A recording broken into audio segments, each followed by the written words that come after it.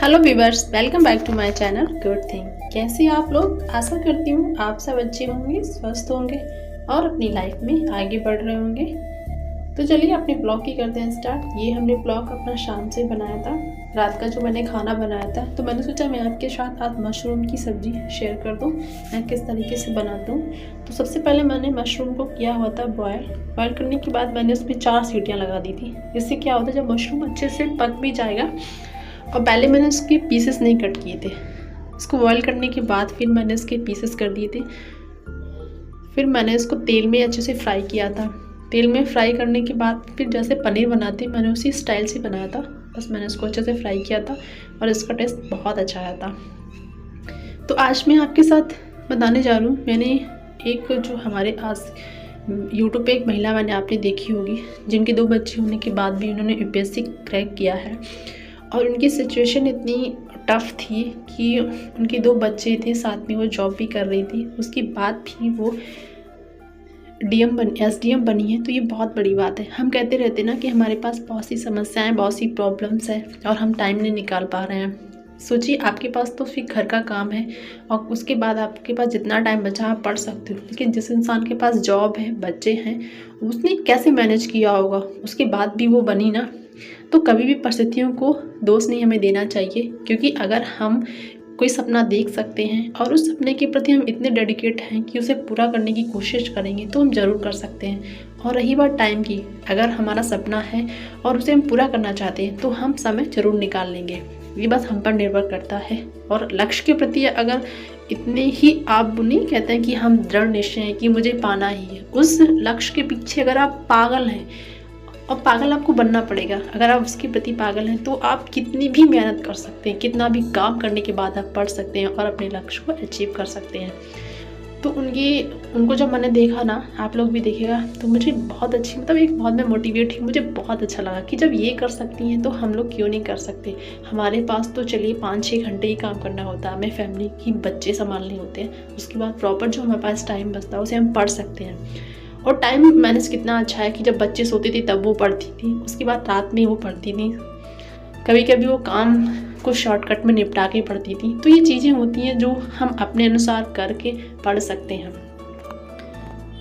और उनका कहना बिल्कुल सही था, जो इंसान पढ़ना चाहता है, कुछ करना चाहता है, वो किसी भी कंडीशन में कर सकता है। और जो नहीं करना चाहता ना, वो सिर्फ अपनी परिस्थितियों को दोष देता है, साथ ही उनका ही रोना रोता है। तो अगर आप परिस्थितियों को दोष देते हैं तो फिर आप ज़िंदगी भर वही देते रहेंगे और अपनी लाइफ में आप कुछ नहीं कर पाएंगे। और कुछ लोग ऐसे भी हैं जो कहते हैं कि मैं बस एवरेज स्टूडेंट हूँ, मैं पढ़ने में अच्छा नहीं हूँ, तो मैं कैसे कर सकता हूँ। मैं आपसे सिर्फ इतना कहना चाहती हूँ, अगर आप किसी गोल को, छोटे टारगेट को पूरा कर लेते हो और उन छोटे टारगेट को डेली पूरा करते हो, तो आप एवरेज स्टूडेंट होने के बाद भी आप सफलता पा सकते हो। क्योंकि सफलता पाने के लिए आपको नियमित कार्य करना पड़ता है, ना कि एक दिन करके छोड़ देना फिर 10 दिन में करना। इसीलिए जो एवरेज स्टूडेंट होते हैं उनका सिलेक्शन ज़्यादा होता है। तो बस अपने सपने के प्रति पागल रहिए और उस पागलपन को अपने एग्ज़ाम में दिखाइए और आप फिर देखिए सफलता कैसे आपके कदम चूमेगी। इसी के साथ चलिए आगे बढ़ते हैं। तो यहाँ मैंने मशरूम की तैयारी थी वो कर ली थी और मैं अपने काम को फटाफट करती रहती हूँ, साथ ही मैं क्लीनिंग भी साथ में ही करती जाती हूँ। जैसे मैंने प्याज काट लिया, टमाटर काट लिया, जो बर्तन थे मैंने उसको वॉश कर लिया। उसके बाद मैंने जब टमाटर की प्यूरी बनाई तो पूरी किचन फैल गई थी, तो मैंने तुरंत ही उसको क्लीन कर दिया कि मैं बात के लिए नहीं छोड़ती।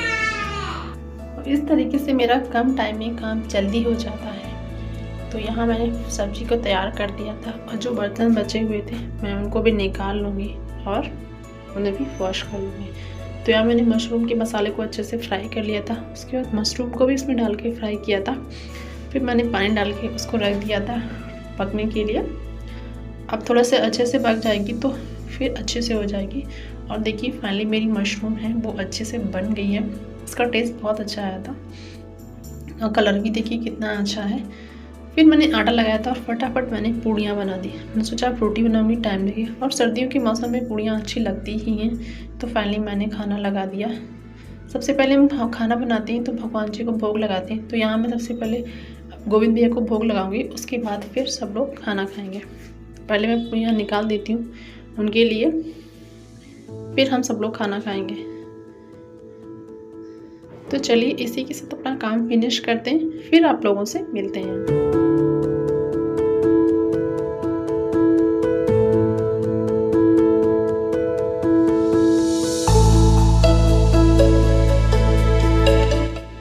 फाइनली मेरा खाना बन गया और मैं जा रही हूँ भगवान को भोग लगाने। उसके बाद आप लोगों से मिलती हूँ। तो अब मैं फाइनली सारा किचन का काम ख़त्म करके आ गई थी।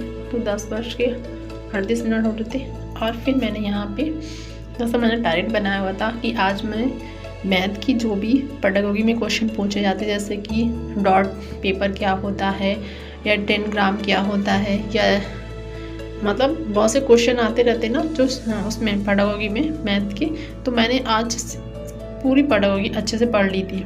उससे क्या होता है, जो आपकी चीज़ें बेस है वो क्लियर हो जाएंगे कि समभुज क्या होता है, पिरामिड क्या होता है, ये जो चीज़ें होती हैं इस तरीके से। तो मैथ की मैंने सारे पॉइंट्स अच्छे से पढ़े जो हमारे क्लियर हो गए थे।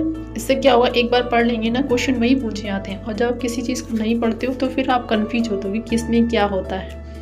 तो उन चीज़ों को पढ़ने के बाद बच गया था 1, और मेरी 1 बजे क्लास जो थी 1 बजे ख़त्म हो गई थी। और फाइनली मैं दिखा दूँ कि ये जो मैंने नोट किए थे पॉइंट जो मेरे थे, इससे मुझे जो जो लगा पॉइंट, जैसे चौपाल क्या होता है, इसका यूज़ कहाँ करते हैं, और 6 क्लास है, 6 क्लास का बच्चा है तो उसे क्या क्या पढ़ाना चाहिए, अगर 3rd क्लास का बच्चा है तो उसके लिए क्या बेनिफिट है, इस तरीके से जो पॉइंट होते हैं वो सब मैंने लिख लिए थे। और फाइनली फिर मैं सोने चली गई थी क्योंकि क्लास तो मेरी ख़त्म हो ही गई थी। और मैं आपको टाइम भी दिखा दूँ, 1:03 हो गया था। और आज थोड़ा तबीयत भी नहीं सही था, लेकिन मैंने कहा टारगेट तो पूरा करना ही है। अगर तबीयत का बहाने के लेटूँगी तो मन भी नहीं करेगा और अच्छे से मैं सो भी नहीं पाऊँगी, और थोड़ी बहुत तबीयत ख़राब होती रहती है। क्योंकि जब आपकी परिस्थितियाँ विषम होंगी तभी आप अपने टारगेट के प्रति ज़्यादा फोकस करेंगे। क्योंकि जब हमारी परिस्थितियाँ बुरी होती हैं ना, तभी हम सोचते हैं कि हम कुछ ऐसा कर लें जिससे हमारी ये चीज़ें समाप्त हो जाएं। तो हमेशा याद रखिए कि अगर आपकी लाइफ में बहुत ज़्यादा प्रॉब्लम्स आ रही हैं, इतनी ज़्यादा प्रॉब्लम्स आ रही हैं कि आपको लग रहा है कि ऐसी लाइफ किसी की नहीं हो सकती, तो ये सोच लीजिए कि आपका कल बदलने वाला है और आपको उस पर सिर्फ फोकस करने की ज़रूरत है, काम करने की ज़रूरत है। हमेशा अपनी परिस्थितियों पर काम करिए, बशर्ते कि उन्हें दोष दीजिए। तो अब मैं उठ गई थी 6 बजे। उसके बाद मैं फाइनली जो भी काम था मैंने निपटा के आ चुकी थी 6:40 तक। और मैं सबसे पहले रिवीजन करूँगी जो मैंने मैथ में रात में पढ़ा हुआ था, वो सारे पॉइंट्स को मैं रिवीजन करूँगी, क्योंकि रिवीजन करना बहुत ज़रूरी होता है। अगर चीज़ों का रिवीजन नहीं करेंगे ना तो अच्छे से आपकी तैयार भी नहीं होंगे। और हाँ, मैं ये भी पूछना चाहती हूँ किस किस का जो सीटेट क्लियर हो गया है और कौन कौन मेरे साथ तैयारी कर रहा है। अगर आप तैयारी अच्छे से कर रहे हैं तो प्लीज़ एक टारगेट बना के तैयारी करिए, क्योंकि जब तक आप कोई टारगेट नहीं बनाओगे ना, कोई टाइम टेबल नहीं बनाओगे ना, तब तक आपकी तैयारी का कोई मतलब नहीं होगा। इससे क्या होगा, 2-4 दिन तो आप अच्छे से पढ़ लोगे, उसके बाद फिर आपका मन नहीं लगेगा कि आपको यहाँ जाना है वहाँ जाना है। बहुत सी चीज़ें होती हैं जहाँ आप बिजी हो जाओगे, इसलिए टारगेट ज़रूर बनाइए। और टाइम टेबल तो बहुत ही ज़रूरी होता है। तो फाइनली मैंने इन सब, जिससे गिनतारा क्या होता है ये भी बहुत बार पूछा जाता है, और जिसको नहीं क्लियर होता तो क्वेश्चन गलत होते हैं। तो इस तरीके से मैंने अबेकस क्या होता है ये सब लिख लिया है, तो अब मुझे बार बार लिखना नहीं पड़ेगा, एक ही बार में सारी चीज़ें क्लियर हो गई, तैयार भी हो गया। तो फाइनली मैथ का रिवीजन करके फिर आप लोगों से मिलती हूँ।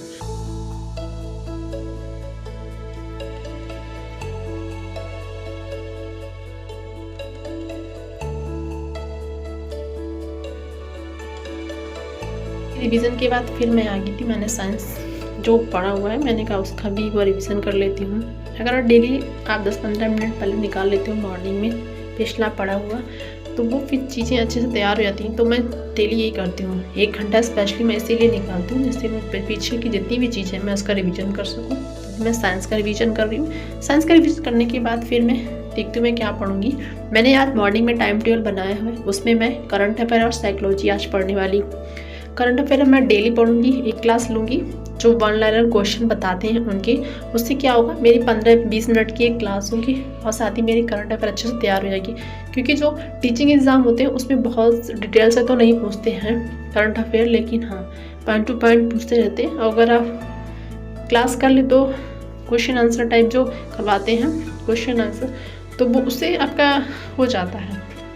तो यहाँ मैंने ऑनलाइन ही क्लासेस ली थी, एक सर जो अच्छा पढ़ाते हैं। अगर आप लोग कहेंगे तो मैं उनकी क्लासेस बता दूँगी, उससे आप भी कर लीजिएगा।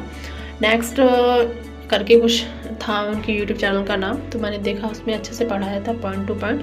वो 13 क्वेश्चन डेली कराते हैं, 13 या 15 क्वेश्चन। उससे क्या होता है, उन 15 क्वेश्चंस जो डेली होते हैं अच्छे से आप पढ़ भी लोगे, तैयार भी हो जाएंगे और आपका टाइम भी बच जाएगा 15 मिनट में। तो यहाँ पे मैं वही करंट अफेयर की जो क्लास है उसे नोट भी करती जा रही थी। नोट करने से ये होगा कि आप डेली रिवीजन भी कर लोगे और लिखने से चीज़ें जल्दी याद भी होती हैं।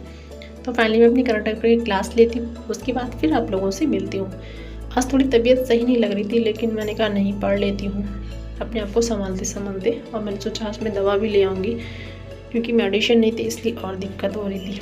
उसके बाद फिर मैंने करंट अफेयर की क्लास कंप्लीट करने के बाद मैंने फिर ली थी साइकोलॉजी की क्लास।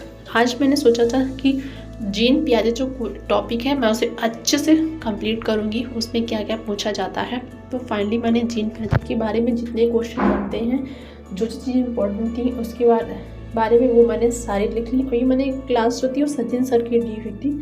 मैं सर्च कर रही थी यूट्यूब पे, तो मुझे उनकी क्लास अच्छी लगी इसलिए मैंने उनकी क्लास की और मेरे सारे डाउट भी क्लियर हो गए, साथ ही मेरी क्लास अच्छे से कंप्लीट हो गई। तो चलिए इस क्लास को कंप्लीट करने के बाद फिर आप लोगों से मिलते हैं हम।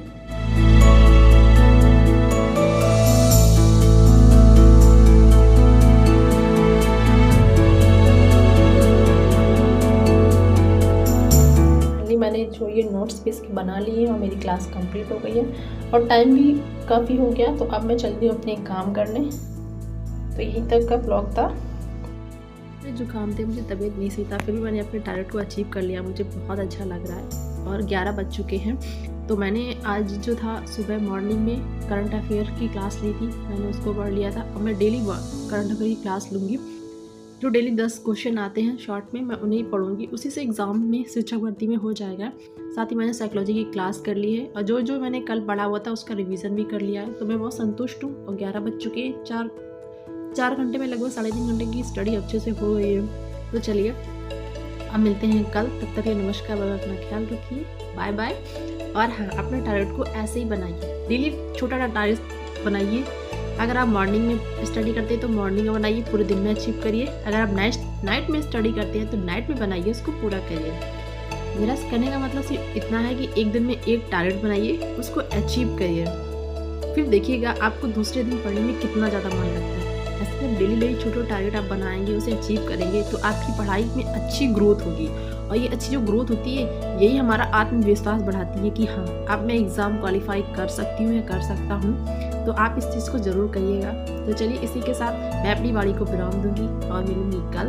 तब तक के लिए अपना ख्याल रखिएगा और हाँ, अपने एम पर सिर्फ फोकस रखिएगा।